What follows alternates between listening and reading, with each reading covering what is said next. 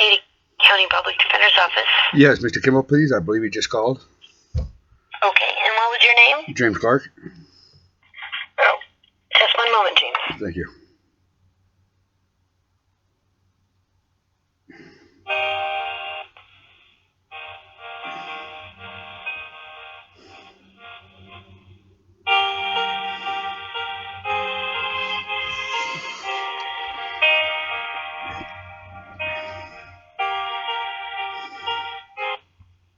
Mr. Clark? Yes, Mr. Kimball, how are you today? Doing fine, thanks. Are you returning my call from? Yeah, are you returning my call from yesterday?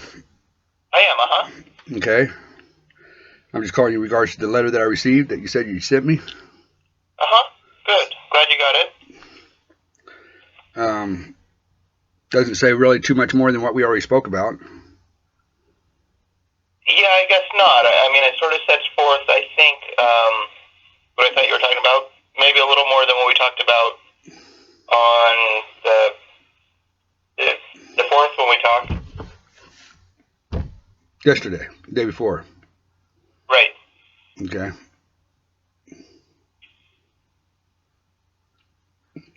So you say it's in an appeal, Mr. Kimball, is that correct?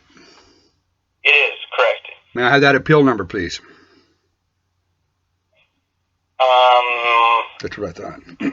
All appeals have an appeal number. It's not the case number that we originally started with. It is 43077. What is it again?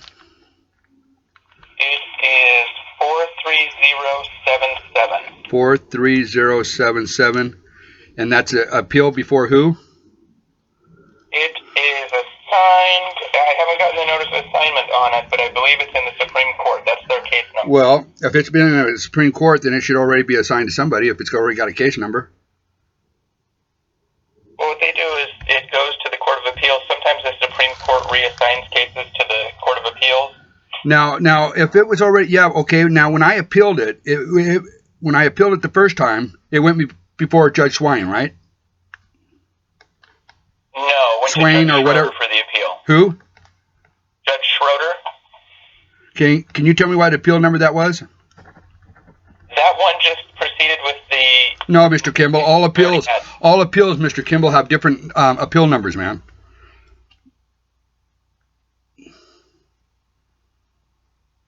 Well, the number that we used on that one was just the case number for the case.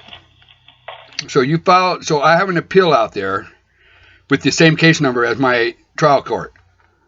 Yeah, remember when you came to the hearing? To the trial?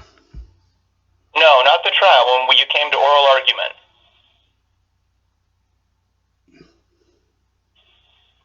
That was before Judge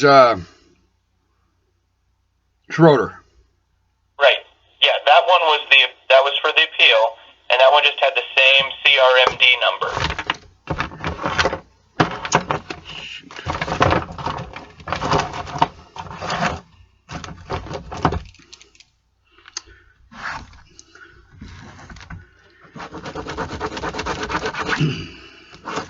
Okay, my case number was what now?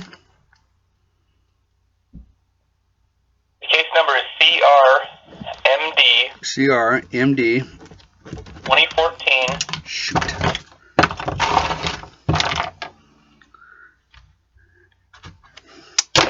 Shit. 2014. 000. 4968. 4968. Now that was my trial court number. Correct. Then I filed an appeal, and it went before Judge Schroeder. Mm-hmm. What was that appeal number, Mr. Kimball? There wasn't one. Okay, there wasn't one on that one before Judge Schroeder. Then I filed an appeal on Judge Schroeder's, and it went to Judge Swain, right? No, went to the appellate court. No, where was Judge Swain at? He was the trial judge. Oh, okay. Judge Swain. with the trial judge. Right. Okay. And because this wasn't the Supreme Court, because Judge Schroeder, which is who when I filed my appeal, it went before Judge Schroeder, which wasn't actually an appeal court. He was a magistrate court or a district court judge. And because there wasn't a certain kind of a hearing, it's considered as an appeal. Correct? Well, not because there wasn't a certain kind of hearing. But yeah, it was an appeal. Well, I wasn't aware that it was an appeal. The way that it was done and the way it was written. Because the way it was written, it wasn't written through an appeal court.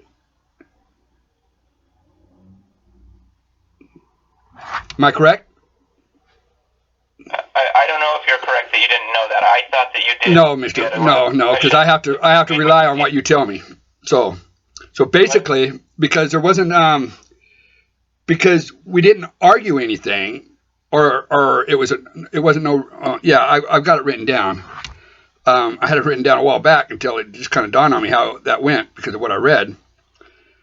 So basically, it was as it stated in his argument, I guess, because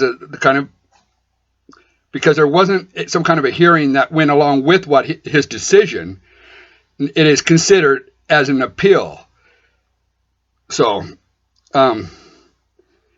Judge Schroeder, which was a retired judge. We had a hearing that went along with that decision, oral argument. No, we did not. Mr. Kimball. That's what I'm trying to get to piece together here, because I had my trial. I filed an appeal. Right. It ended up with it went through Judge Schroeder. Correct. And that's it. Oral argument was it. So there was no hearing before that, Mr. Kimball. Just like there wasn't no hearing involved in my one with Lynn and the Industrial Commission, because you all keep referencing to the lower courts. You see, there is no lower courts involved in my workers' comp, man. Only the Industrial Commission. So I want to know where all these case numbers are. You see, I'm catching on, man. I'm coming. I'm going to stand up. I'm going to stand up for my rights, Mr. Kimball. Okay. And if I get arrested and get thrown in jail, or if I get murdered or killed or something for standing up, then you'll have to face my kids, because they're aware of all this. Okay? Because I'm doing what I feel is the right thing to do. And I do fear for my safety, Mr. Kimball, because of what I do know. Now, you all can still bring this all to an end. So there is no nothing that happens, because I should be still under psychiatric care based upon my doctors over here that I was allowed to move forward with. And I'm only acting upon what's being done to me. Somebody can be the middleman and bring this to an end before somebody gets hurt. Because I'm letting you know right now, Mr. Kimball, I'm coming. I'm coming to stand up for my rights, and I'm going to confront everyone. And I have that right to do. And it's not about redressing, because I guess when you redress or something like that, what you're doing is you're just an organization saying that you believe that you have a right to argue about what's going on. So maybe I've been wording it wrong too with you all, that I have a right to redress my government because of how I read it last night online and stuff. You know, I'm not redressing it or whatever. Okay. I'm coming because I can't find the way how it should be worded. I'm coming to have the lies, Mr. Kimball. The lies that even my family can back up, that are lies. So if anything happens to me, Mr. Kimball, you all will have to answer to them also. And it won't just be one person. Because I'm sick of this, man. You guys have got me out there as some kind of a freak, some kind of a punk. Well, I'm not a punk-ass bitch. That's what I'm not. My name is James Walter Clark, Mr. Kimball. I was born November 10th, 1958 in Eureka, California, Humboldt County. That's who I am, Mr. Kimball. And if I die, that's who I died. Because I'm tired of this shit. I don't have a life over here because of you guys. So what the hell's the difference if I come over there and stand up and try to protect my family? What the hell would you do, Mr. Kimball? Oh, I wouldn't do it that way. I'd at least sit there in the court so, they wouldn't, you see, Mr. Kimball, I'm done playing games with you all. Somebody can play the middleman, bring this to an end, because I ain't asking for nothing, really, Mr. Kimball, but what I'm entitled to, that I'm being ripped off from. And then for Mr. Lynn Luker to be involved in that Social Security scam that I'm finding out I have to pay back, that I never even received money on. You see where I'm coming from, Mr. Kimball? How you tried to interrupt me yesterday while I was trying to talk to you about it? You see, Mr. Kimball, I know a lot more than what you think I do. And maybe you don't know everything. Or maybe you do know everything. Because how you're not even doing what I'm asking you to do, and you're tippy-toeing around everything that I try to ask you, and then you try to say, oh, well, I sent you several CDs yesterday in that conversation we had. You haven't sent me diddly shit, Mr. Kimball.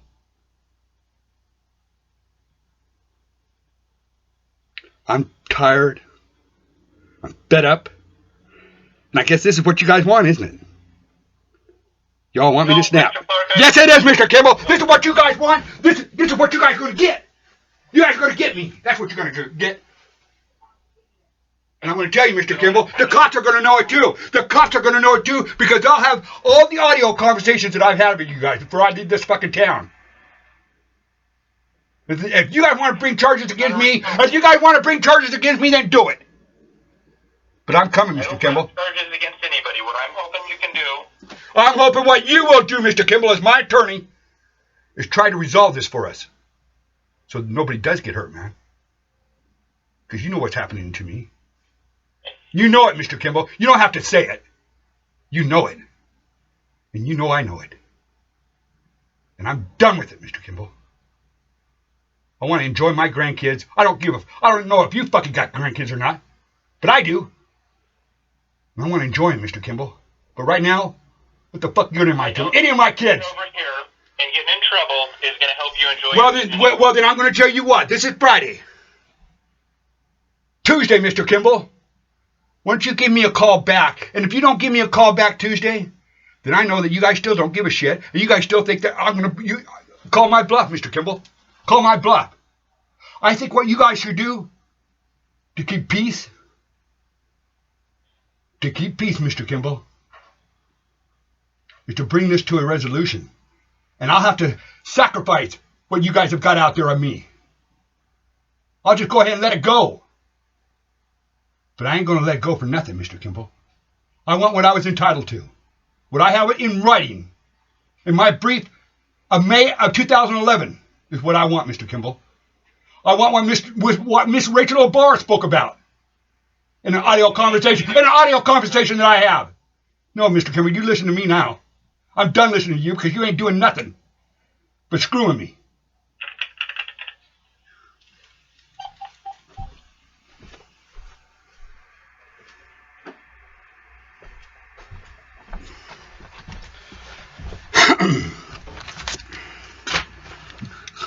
What can I say, man?